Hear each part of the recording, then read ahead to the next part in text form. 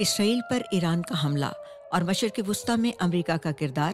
امریکہ کی اس صدارتی مہم میں ایسے امور ہیں جن کو سامنے رکھتے ہوئے یہ مقابلہ کیا جاتا ہے کہ کون سا صدارتی امیدوار اسرائیل کی زیادہ حمایت کرتا ہے۔ امریکی صدر جو بائیڈن نے وائٹ ہاؤس کے سچویشن روم میں ایران کی جانب سے اسرائیل پر میزائل حملوں سے متعلق قومی سلامتی کی ٹیم کے اراکین سے ملاقات کی۔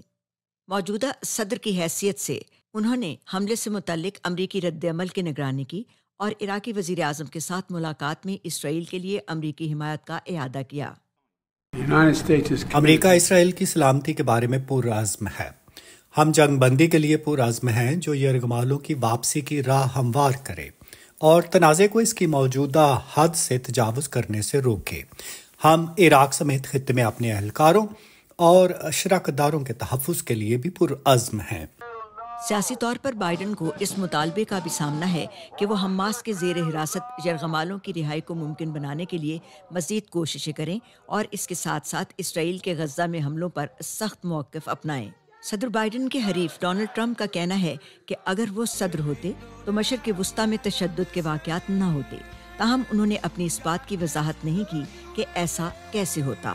میں یہ کہنا چاہتا ہوں کہ خدا اسرائیل کے لوگوں پر اپنی رحمت کرے۔ وہ اس وقت حملے کی زد میں ہے اور اس کی وجہ یہ ہے کہ ہم بڑی کمزوری کا مظاہرہ کر رہے ہیں۔ ایسا نہیں ہوا ہوتا۔ ہم نے جو کمزوری دکھائی ہے وہ ناقابل یقین ہے، اور اگر ہم اقتدار میں ہوتے تو ایسا نہ ہوتا۔ آپ جانتے ہیں کہ انہیں یہ معلوم ہے، ہر کوئی یہ بات جانتا ہے۔ ٹرمپ کی انتخابی مہم سوشل میڈیا پلیٹ فارم پر یہ دکھانے کی کوشش کر رہی ہے کہ بائیڈن اسرائیل کے حوالے سے کمزوری کا مظاہرہ کر رہے ہیں، اور یہ کام ریپبلکن قانون سازوں کے ذریعے بھی ہو رہا ہے، اور اس کام میں ایوان نمائندگان کے اسپیکر مائک جانسن بھی شامل ہیں۔ امریکہ کی وسطی مغربی ریاست مشیگن کی ایک ووٹر کیرل پلزنر کا کہنا ہے کہ بائیڈن کو اسرائیل کے لیے اپنی حمایت جاری رکھنے کی ضرورت ہے۔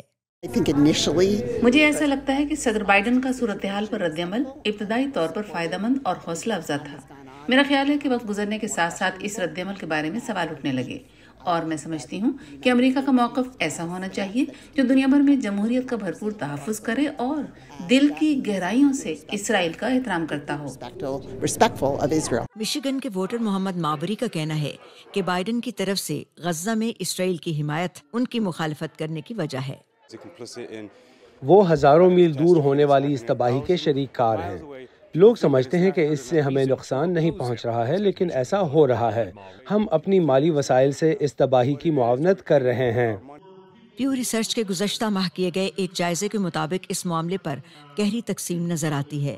تقریباً 20% امریکی ووٹروں نے کہا کہ بائیڈن صحیح توازن برقرار رکھے ہوئے ہیں، 20% نے کہا کہ وہ اسرائیل کی حمایت کر رہے ہیں، اور 16% نے کہا کہ وہ فلسطینیوں کی حمایت کر رہے ہیں۔ اس جائزے میں شامل سب سے بڑے گروپ کو اس بات کا یقین نہیں کہ بائیڈن اس معاملے سے کس حد تک درست انداز میں نمٹ رہے ہیں۔